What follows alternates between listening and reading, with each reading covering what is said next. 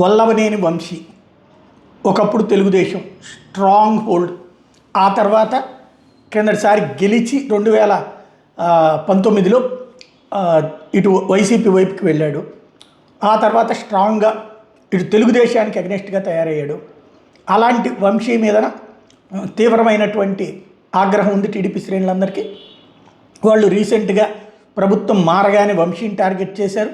వంశీ మీద కేసులు, arrest, jail, 1 by 1 కేసులు పెట్టడం ఇవన్నీ పూర్తయినాయి.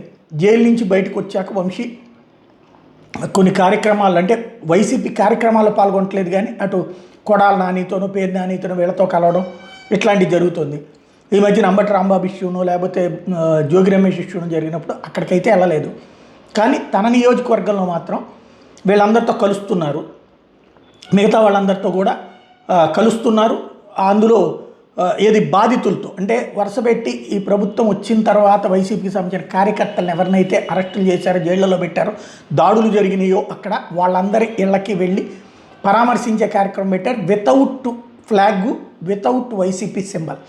మరి ఏంటి ఆయన పర్యటన వెనకాల ఉన్నటువంటి రహస్యం? అధికార పార్టీకి భయపడి ఆ పని చేస్తున్నారా, అదే సందర్భంలో తన వాళ్ళని కలుపుకెళ్ళడానికి, లేదంటే కనుక పార్టీని వదిలేస్తున్నట్ట, ఏమిటి సంకేతం అనేది తెలియాలి.